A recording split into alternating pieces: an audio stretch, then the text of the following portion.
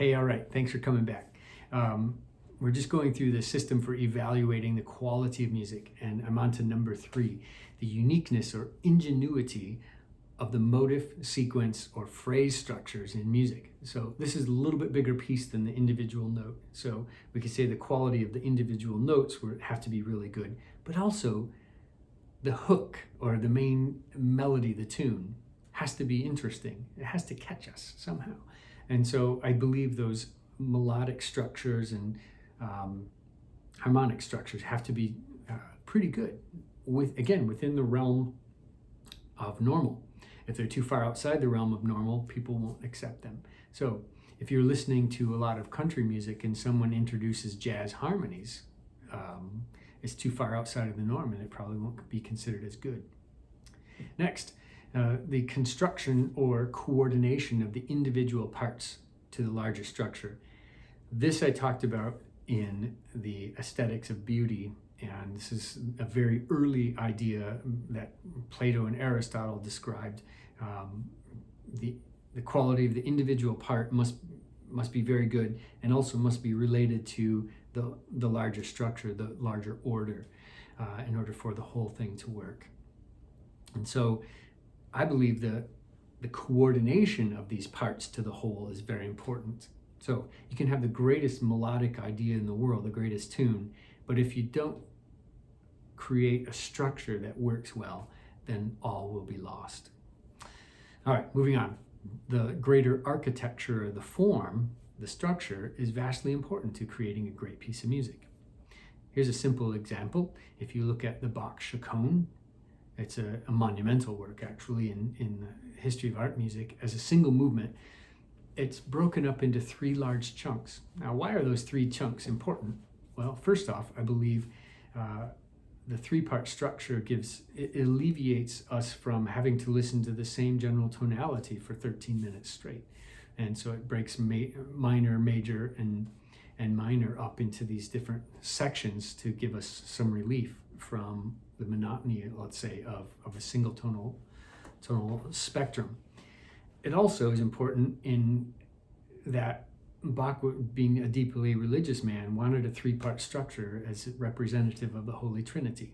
So there's a lot of facets of the structure that are important to the whole. So the whole structure is important. So all the individual components making up the whole, but the structure is vital to the success of music, especially instrumental music. All right, we're almost there. Keep hanging in there. I know it's getting long here already. I can feel it as I'm talking. Next, another way to evaluate music is how well does it function in its domain? This is very important. So this is kind of one of the most important aspects of this particular lecture is how well does a piece of music function in its domain? Now, it reminds me of a story from my own life. A few years back, we were with some friends and we were at a club and we were listening to an entertainer play popular songs there on acoustic guitar. And so one of my friends leans over and this person, not being a musician, said, "Oh, you should get up there and do that. I think you could do that. You know, it would be great, man. I think you would love it." And what I didn't want to say was that I've already done that. I did that for many years at playing in rock bands. I just kind of smiled and said, "Yeah, that'd be great." But the idea is, if I were to go up there and play the music that I play, art music, on a stage in that environment when people are drinking and dancing and trying to pick up a date, it doesn't function well in that domain. It's not the right place for it. So what I do doesn't work in those environments, even though people think, "Oh, you're a guitar player, just go up there and play." Well, it doesn't work any better than to have a guy from a punk band go up and do their thing in a church. Sort of doesn't work in that environment, right? All right, so the environment, how well does it function in its domain? That's important, not only the environment, but the larger domain of the type of music. And then lastly, does this piece of music give us pleasure? Does it make us want to dance? Does it tell a story? Does it stimulate us intellectually?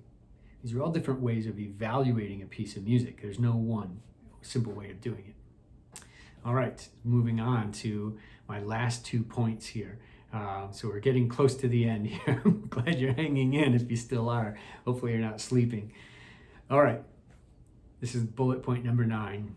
The primary differences between art and popular music. What are they? Here's the modernist view that encapsulates most of the things that I've been talking about. Genres of art, music, develop a hierarchy. So higher forms of music satisfy the most advanced modes of response. Agree?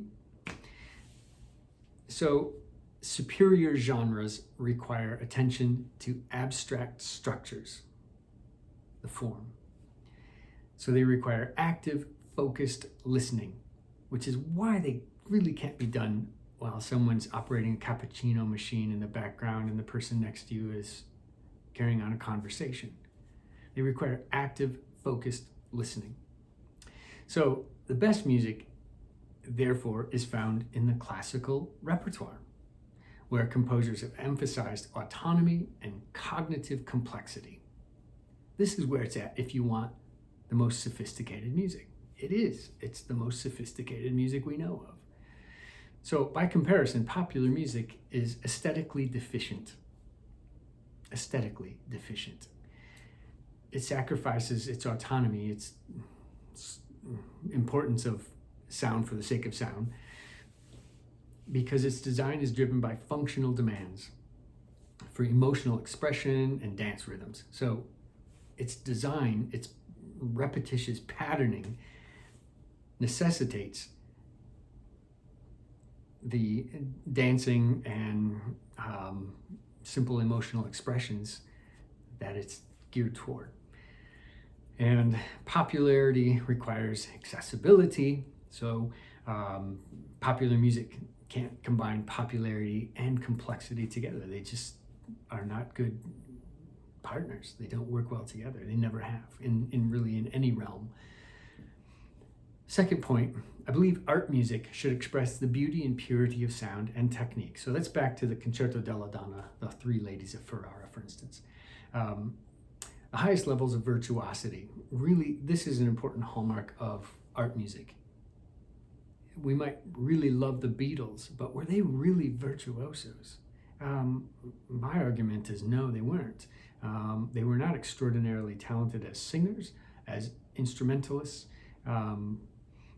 poets, or the like.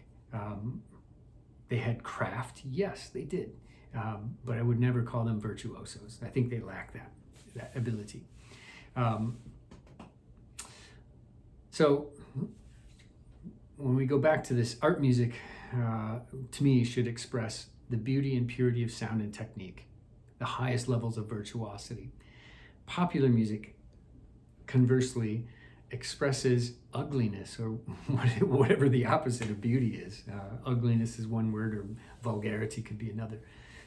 Angst, depression, sexual desires, all these things are what are basically represented by popular music. And they are performed by entertainers with modest skills and training.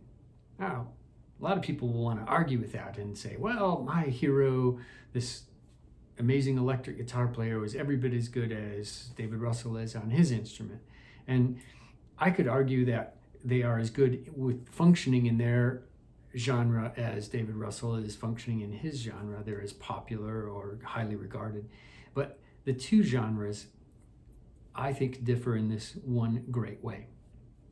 I believe that art music is about beauty, and popular music is basically about the cult of ugliness. It's about rage and anger,